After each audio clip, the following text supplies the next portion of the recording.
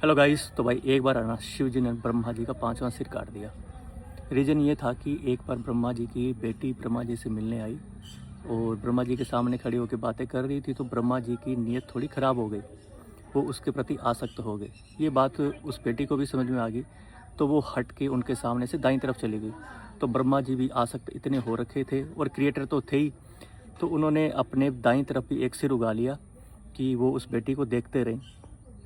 बेटी घबरा के बाईं तरफ गई तो भाई ब्रह्मा जी ने ना अपना एक सिर बाईं तरफ भी उगा लिया। वो पीछे की तरफ गई तो ब्रह्मा जी ने एक सिर जो था वो पीछे की तरफ प्रकट कर लिया।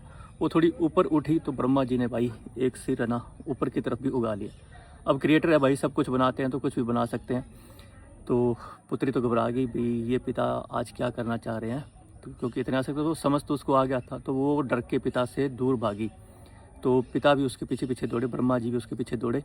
तो वो भागते भागते उसने ना पहले तो कोई गाय का रूप बनाया, तो ब्रह्मा जी भी उसके पीछे ना बैल बनकर दौड़े। फिर थोड़ी देर जाके कुछ उसने शेरनी का रूप बनाया होगा, तो उसके पीछे शेर बन के दौड़े। फिर उसने हिरनी का रूप बनाया तो उसके पीछे मृग बनकर दौड़े। तो वो दौड़ती रही। इस तरह से उसने ना करीब करीब 100 रूप बदले तो उसका नाम भी शतरूपा हो गया। ब्रह्मा जी को ना ऐसे भागते देख के, गलत कामों में प्रवृत्त होते देख के शिव जी की भी आँख खुली। उनको आया अति क्रोध और वे उठ के दौड़े। उन्होंने क्या किया, ब्रह्मा जी के सिर ना यहाँ से पकड़ा और चक्कर से उनका सिर काट दिया।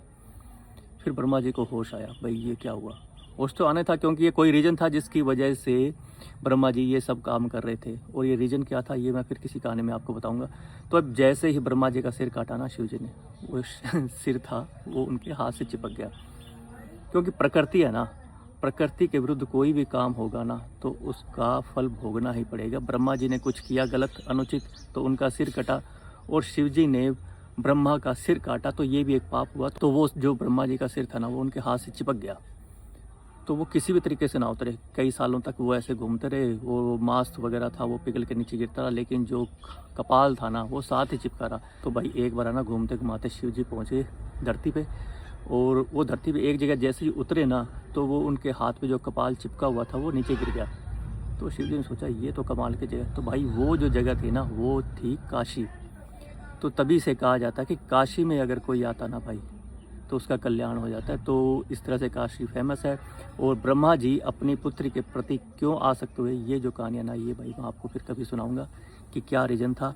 लेकिन भाई एक बात तो पक्की है, अगर प्रकृति के विरुद्ध कोई चलेगा ना तो प्रकृति उसको छोड़ती नहीं है। फिर वो चाहे ब्रह्मा ही क्यों ना हो, और वो फिर चाहे शिव ही क्यों ना हो।